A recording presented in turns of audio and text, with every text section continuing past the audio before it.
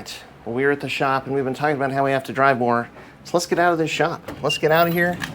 Let's take a drive in our 2024 VB WRX. All right, so we're about to head out in our 2024 WRX, and there's a lot to talk about because this might be the last WRX. Well, not this WRX, but the VB WRX, the 2025. What if there's not going to be any more? A lot of things have been kind of percolating in the back.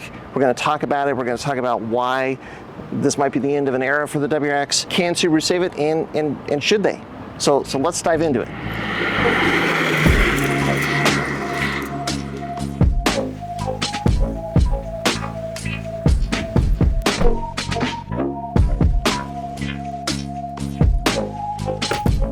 We got to talk about dirt really quick, because as soon as I thought about taking this car out for a spin, the first thing that I went to is like, all right, I got to get back on a dirt road again, because this car is just so much fun on dirt. When you get onto dirt, it's a slicker surface. The car is just more lively. And this car now, with everything that we've done with the Cusco suspension, this car is just such a blast on dirt.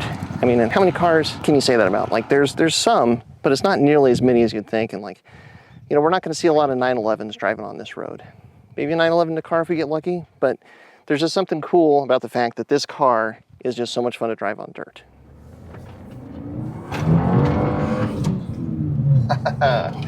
Okay, so Carter and I are up here stretching the VB's legs a little bit in its natural habitat on a dirt road.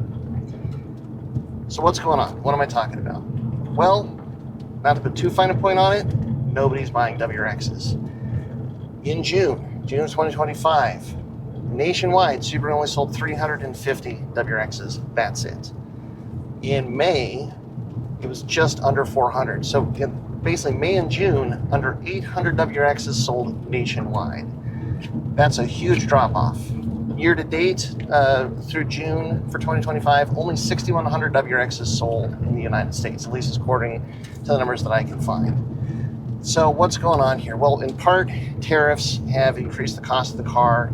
And I think probably maybe one of the simple things to point at is the cost, you know, because a lot of people, the majority of people that bought WRXs so far this year, bought them before the price increase. And so now maybe it's just gotten too expensive. I think there's a lot of reasons you can point to say that that's a big driving factor.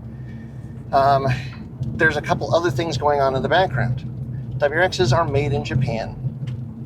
So, you know, they get a tariff. A lot of Subarus actually are made in Indiana, so they don't have a tariff.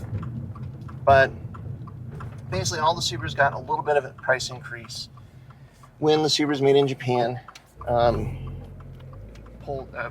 basically received the tariff penalty. But there's something else going on to do with the EV tax credit. So all of Subaru's EVs, which now there are 2 more, are made in Japan, so they're not eligible for the tax credit. So Subaru moved production of the new Forester to Japan so they could build EVs in the United States in the Indiana plant, so that they could be eligible for the EV tax credit, which is no longer now. To complicate matters further, so the Foresters are built in Japan now, but they're on the same line as the WRX, and the demand for the new Forester is very high, which means since the demand for the WRX is very low, basically they're pumping out as many Foresters as they possibly can on that Japanese production line, which is making it even harder for them to produce WRXs.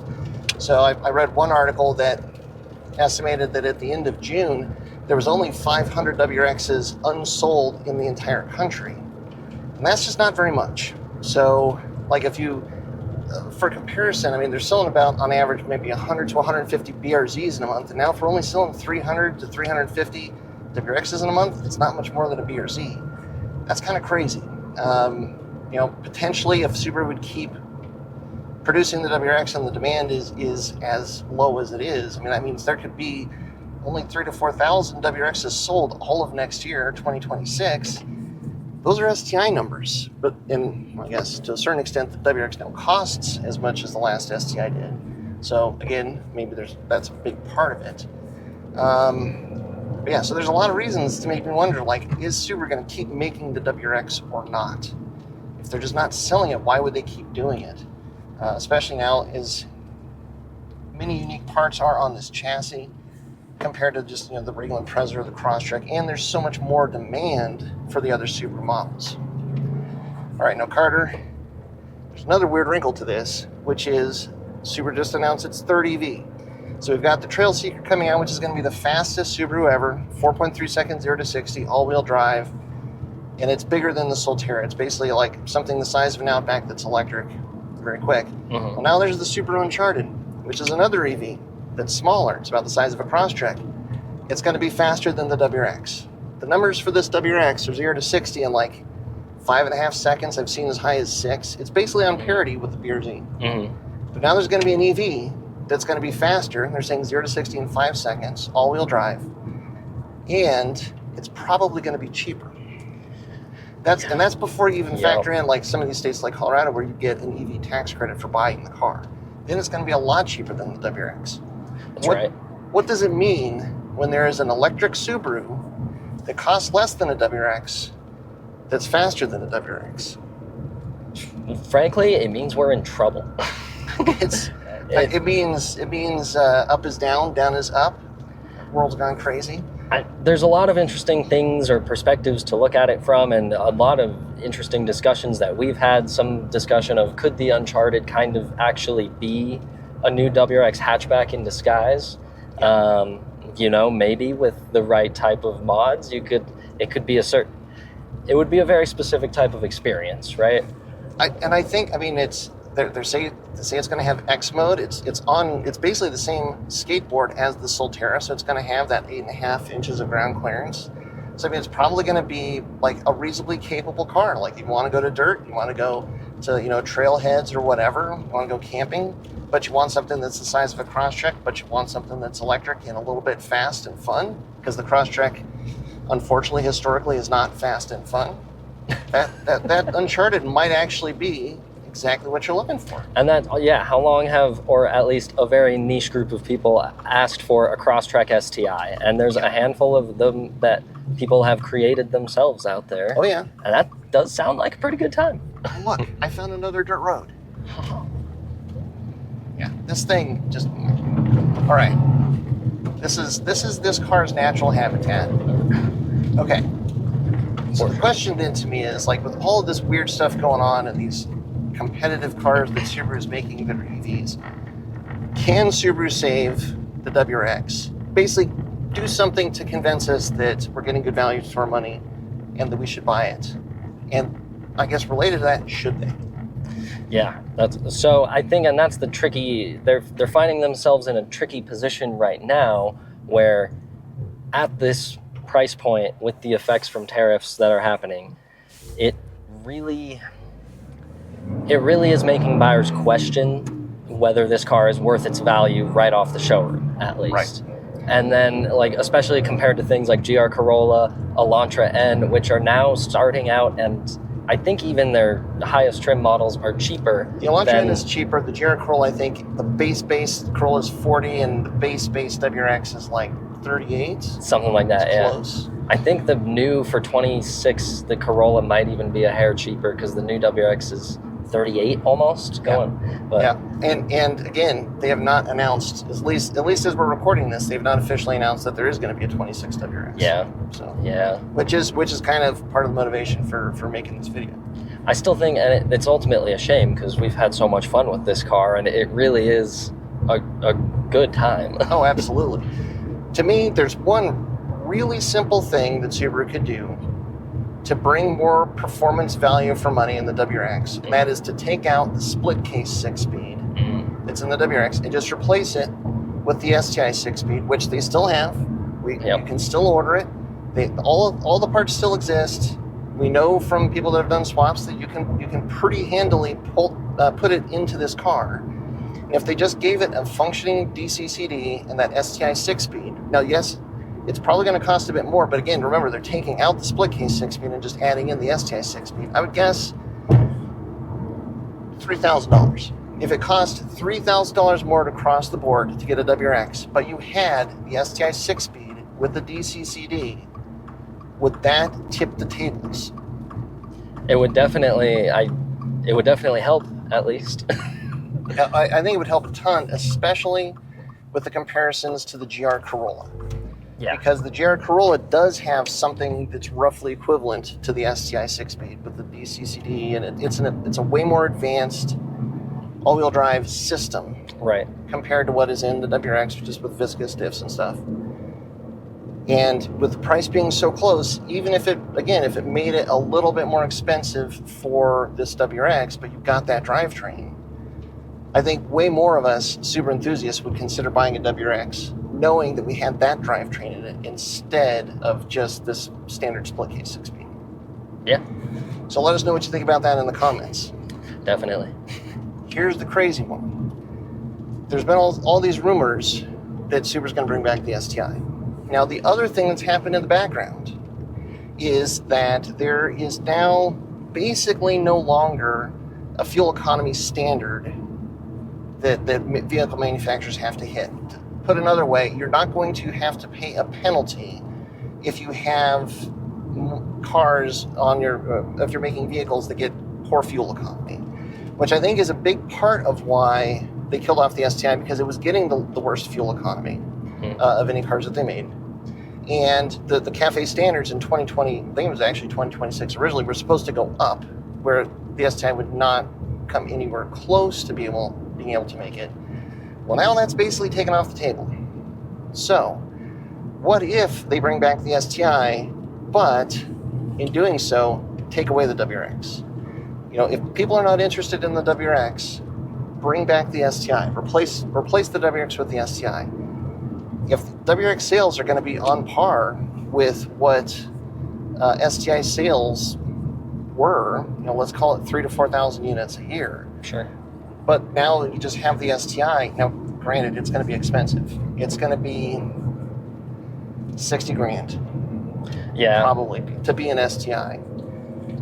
But it should also perform like an STI, which means it should be a big step up. The rumors before it was killed off was 400 horsepower, possibly more. And then I think they've got to come up with something that's a newer drivetrain than what the STI drivetrain was. Meaning, dual clutch. Dual clutch. Some sort of hybrid power, something like that. They've been making hints towards that since they took it away. Who knows? The hybrid power is actually a super interesting one. Let's just say 400 horsepower. 420 horsepower, and something that is a new refinement on the tried and tested STI drivetrain, but it's 60 grand. Would that convince you to check your couch cushions, maybe your parents' couch cushions, for any extra change, so you could go out there and buy a $60,000 STI with that level of performance? I think the answer is probably yes, or at least more than the people that are looking at a $40,000, $45,000 WRX and the performance that brings to the table. Or I guess then the other question that could come up is, does it fall into kind of the territory of the modern NSX, where it was appreciated but never really loved? So should they do it? Is it worth it? Save? Would that be the right way still? I think the answer is yes. Partially because of how fun this car is to drive on dirt and just in general. Mm-hmm. This car, every time I get in it and drive it, I like it a little bit more. With all of the things that we've done to it, it just keeps improving and improving. Mm-hmm. The other thing that I'm going to say is, look at what they've done, what Vermont Sports Car has done with their limited four-wheel drive rally car. This is the car that Pastrana is driving.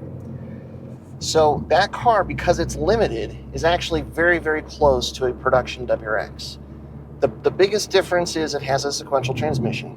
Mm-hmm. But the suspension, they've moved one linkage in the rear, 1 inch, because that's all that the rules allow. It's basically a very close to stock F824 engine, stock F824 turbo. And that car is just lights out fast. He won his class in Raleigh, Colorado. Yep. A brave biker going up this hill.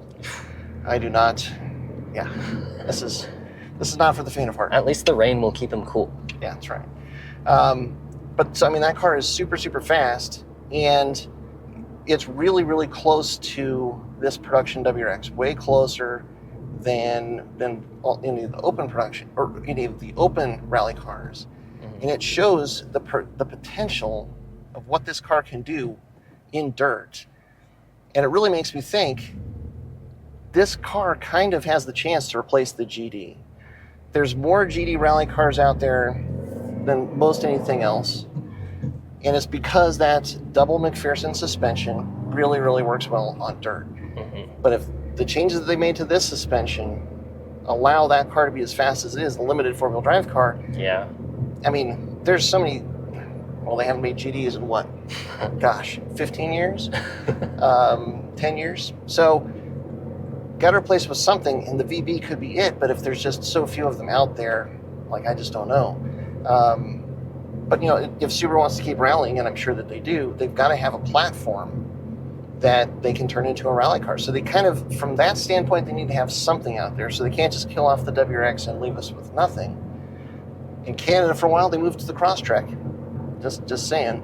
But I think if you had an STI, so that, you know, if somebody wants to build a rally car, knowing what this car can do, that you can buy an STI, have the STI drivetrain, and make those small modifications, that would be even more competitive than the limited four-wheel drive car that they built now based on the WRX. That's nothing to sneeze at either. So I think the capability of this car means that I think that the Subaru really should try and save it. We as enthusiasts, though, have to decide what do they need to do, and will Subaru do enough, or can Subaru do enough to make us look at this car again and get excited about it. Man, that's a tough question. But man, it's get into these twisty roads, get onto dirt. The more I drive this thing, the better it gets. I think a big part of it also depends. I am hopeful for what may happen with WRC and Subaru's return to that, and potentially more or some events happening in America. And I think just Subaru being Subaru, I think they'll be looking to the world of WRC for what to do with the STI. Maybe. So well, support rally. And there's, well, yes, definitely support rally by a WRX. Yes. Subaru has to meet the enthusiasts at least halfway. They've got to give us a platform that's exciting. And I really think this car, I mean, especially with the 6-pot brakes that we put on, the brakes are great, the drivetrain is great, the power potential of this engine is great. It's just like, is it a little bit too expensive? Well, if it's too expensive, I think that's the point that we're at. If they're just not producing them, well, that's another thing, but then we would see a wait list. So I think it really is just like the customer base right now is saying the price is just a little bit too high. The way you make the value, you bring the value back, is you bring the performance level up again. And so that's what I'm hoping that Subaru sees and understands. I'm hopeful that that's what they do. So, yeah. Can they do it? Yes. Should they do it? I think the answer is also yes. Yeah. If you're a Subaru enthusiast, I mean, I think the answer has to be yes. Now it really just comes down to, will they? So, Boy, I hope so. I hope so. I hope they keep giving us cool cars. Yeah. We didn't even talk about the BRZ. Maybe the BRZ falls into it. All right, so in the comments below, you've heard our thoughts. You've heard the points that we've had to make. What do you think? What would Subaru need to do to basically bring the value up of the WRX, to make it more appealing? Or is there something, like, should they just go to the STI? Let us know what you think in the comments. Now, we're just going to go drive a bit more. So, thanks very much for watching. Thanks for your support as always. Head over to Flatirons Tuning for all your parts needs, and get out there and drive some. All right. Until next time, stay tuned to Flatirons Tuning.